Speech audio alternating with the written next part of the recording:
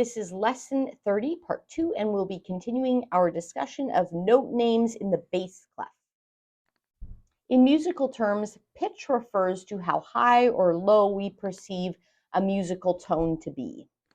There are two basic types of sound waves: random waves and uniform waves. We perceive random waves as indefinite pitches or essentially noise. Uniform waves are perceived as definite pitches, or in other words, musical tones. In Western music, we refer to specific uniform waves or musical tones by letter names. The musical alphabet consists of just 7 letter names: A, B, C, D, E, F, G. After G, we just repeat that progression: A, B, C, D, E, F, G, A, B, C, D, E, F, G, A, B, C, D, E, F, etc. The composer represents pitches or specific musical tones on the score by placing note heads on and above and below the staff. So a note which is placed on line 2 will have a different pitch or musical tone than a note that is placed on space 4, provided we're still in the same clef. Notes can move from one to the other in 3 ways. They can move in stepwise motion, in skipwise motion, or in stationary motion. Stepwise motion refers to notes that move up or down from one letter name to the very next letter name, up or down. For example, a C that moves up to a D would be ascending in stepwise motion, or a C that moves down to a B would be descending in stepwise motion. Skipwise motion refers to notes that move up or down by more than a step. So skipping over letter names, for example, from a B to a D, so skipping over C, or from a B down to a G, so B, A, G, skipping over that A and going directly from the B down to the G. Another example of skipwise motion could be from a B up to a higher B, 1 octave above that lower B. Stationary motion is exactly what it sounds like. It is what occurs when a note is repeated either once or sometimes multiple times. With stationary motion, the melody is not going up or down, it is completely static. We are returning to J. Albrecht's Ready to Read Music. We're on Unit 3, which is the pitch unit, Lesson 2, and we're going to start on the second page of this lesson, note names in the bass clef. It says place the correct letter name under each note in the bass clef. So first of all, let's remind ourselves that we are dealing with a bass or F clef, and the bass clef starts on line 4, bumps up to line 5, half a heart, down and around, stopping just under line 2. There's a dot in space 4 and then another dot in space 3. These dots highlight the importance of line 4. If we put a note head there, we know that we have an F in bass clef. From there, we can figure out what all the other pitches or letter names on and above and below this staff will be. So remember that our musical alphabet consists of just 7 letter names that repeat: A, B, C, D, E, F, G, A, B, C, etc.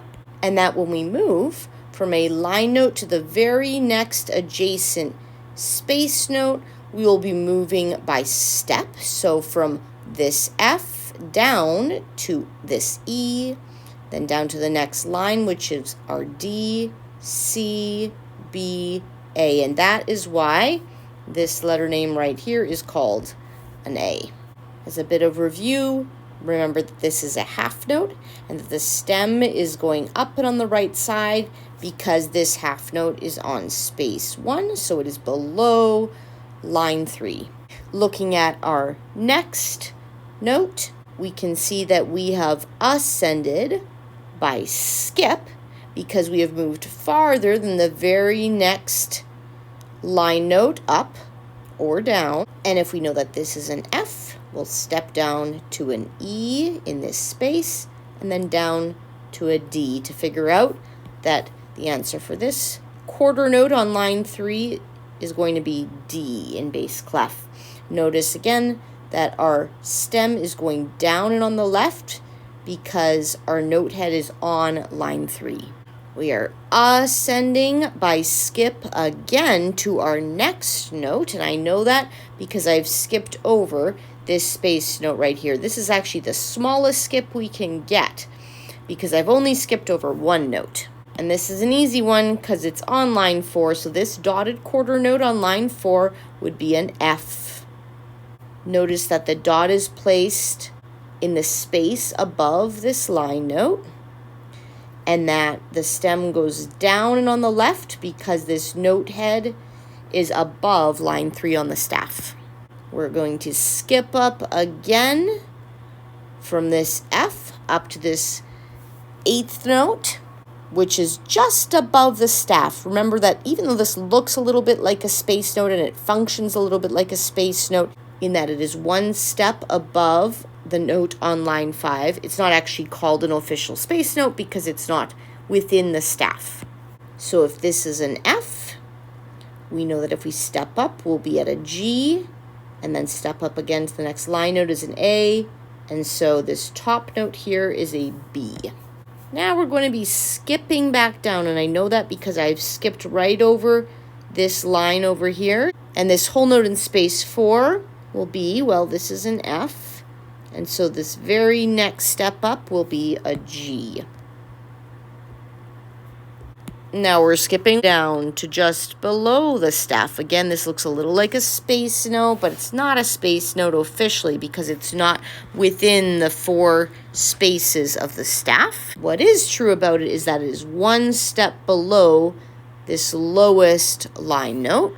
So again, working down from our landmark F, which is line 4 on the staff in the bass clef, we go down to an E, D, C, B, A, G, and then an F.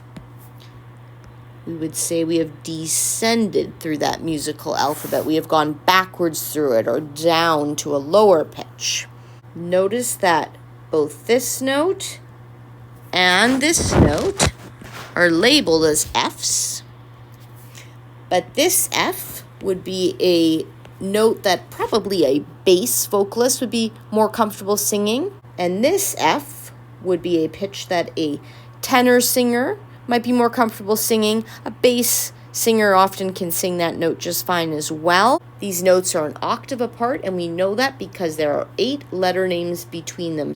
So beginning with 1 on F, 2, 3, 4, 5, 6, 7, 8, ending on this upper F. And now we have a big skip again in an upward direction to a higher pitch to this quarter note on space 3. Notice that the stem is going down on the left because this note head is above line 3 on the staff. And remember that if this is our F on line 4 in bass clef, we just step down by 1 step, and we know this would be our E. Draw quarter notes in the bass clef for each of the following letter names. Don't forget to draw the stem correctly. In some cases, there may be more than one correct answer. Remember, our bass clef is drawn by beginning on line 4, bumping up to line 5, up and around half a heart, stopping just under line 2, a dot in space 4, a dot in space 3. These dots highlight the importance of line 4, which will be our F, and from there we'll be able to decode all the other pitches or letter names on and above and below the staff.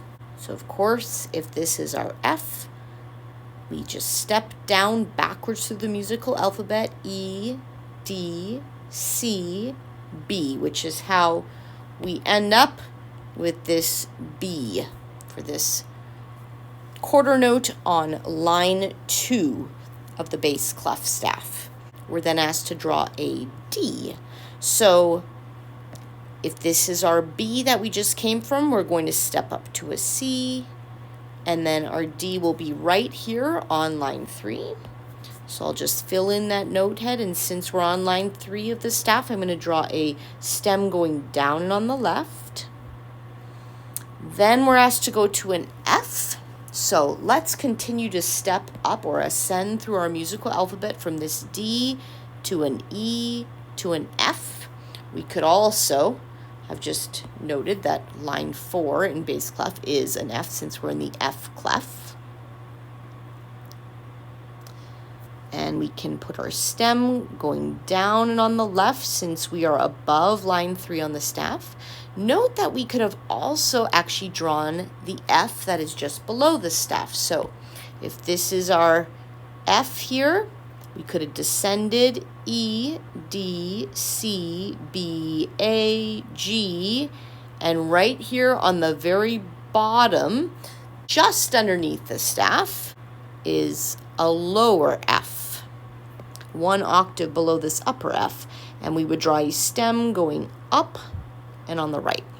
For our next quarter note, we're supposed to draw an A. So let's start on our F, and I'm actually going to first of all go up. I'm going to ascend by step to a G and then an A. So there's one A. Nice high A that a tenor will probably love to sing. And we're going to put a stem going down and on the left since our note head is above line 3 on the staff. I could also choose a lower A. So again, beginning with this F, I'm going to descend or go backwards through our musical alphabet. E, D, C, B, A. And if I were to write a note head right in the first space and put a stem going up and on the right because we are below line 3 on the staff, that would be another example of an A that a bass singer might be more comfortable singing. For our next pitch, we're going to be writing a C. So again, beginning with F, which is a 4th line on the staff in the bass clef. We will descend by step, E, D, C, and we can draw a quarter note right here on space 2. Our stem will go up and on the right because we are below line 3 on the staff. We're going to write an E as our final pitch.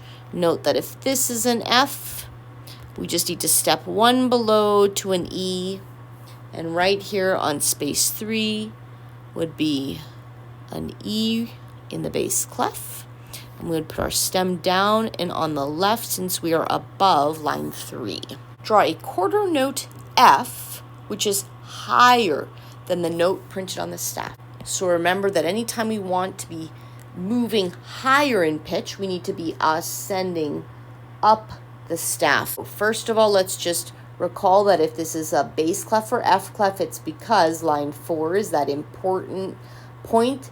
The code is embedded right in this clef, as it is in all clefs, telling you where the important code breaker note is, and in this case it's an F because we're in the bass or F clef. So if this is our F, then this is our E. So our starting pitch is an E, and we want to ascend to an F. Well, that's easy. We can just go straight up to our key note in the bass clef, which is our F, and we'll put a stem down and on the left. They asked us to draw a quarter note, so we filled in that note head. We are above line 3 on the staff now, which is why the stem needs to go down and on the left. Draw a half note A, which is lower than the note printed on the staff. So remember, when we are talking about going lower in pitch, we are talking about descending or going lower on the staff. This is our F. We'll step down to an E, down to a D, down to a C. Our starting pitch is a C here, and we're going to be skipping down then to an A because we're skipping right over B. So if this is our C, we step down to B, and then our A will be right here. We'll need a half note, so an open note head on space 1 of the staff, and we'll need a stem going up and on the right because we are below line 3 on the staff. Draw a whole note E, which is higher than the note printed on the staff. So again, higher than the note will be ascending up the staff.